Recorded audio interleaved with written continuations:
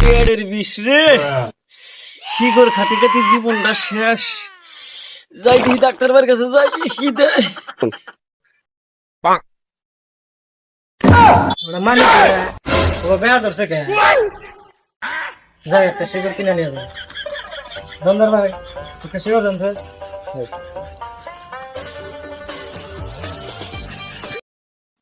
খায়া যায় রাধা মান দিকে নিয়ে যায় খিলাইলি বেয়া সাইরা যাবো যাই তাড়াতাড়ি। ও ডাক্তার ভাই, কি হয়েছে তোর? বেহা তোর থাকা ভিতরে আসে। কি হয়েছে উনি? এমনি কি হয়েছে সোদা কি হয়েছে?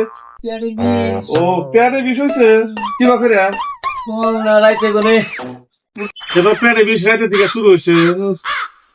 খাইছিলি কি রাইতে ভাত কিটা খাইছা? রাইতে ভাত খাইছি, ঘিতে জানি খাইলাম হাক বাজার, মোর ফুলগোল বাজার। ও শিকড় কয় প্যাকেট খাইছে আজকে সকালে? শিকড় খাই না যান। শিকড় খাস না?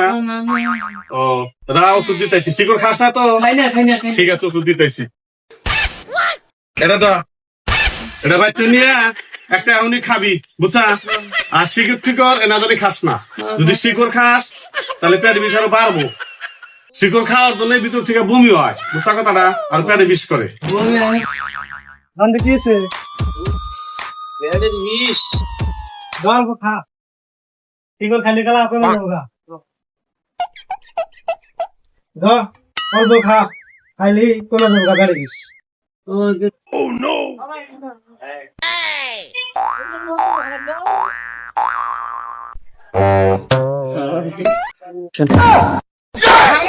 তোমার শিকড় ছিলেন নাকি না?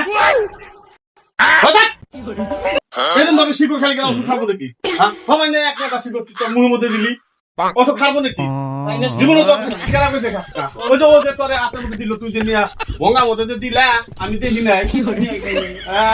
একটা কথা হলো, এই ওষুধ পাতিতে তোমার কাম হবো না, বুঝছাও? ওষুধ পাতিতে কাম হবো না, আমি জানি না তোমার ভিতরে সব শিকড় জ্বালা হারাইছে।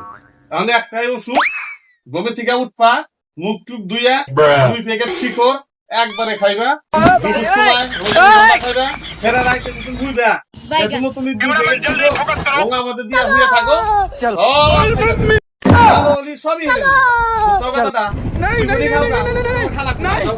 নাই ভাই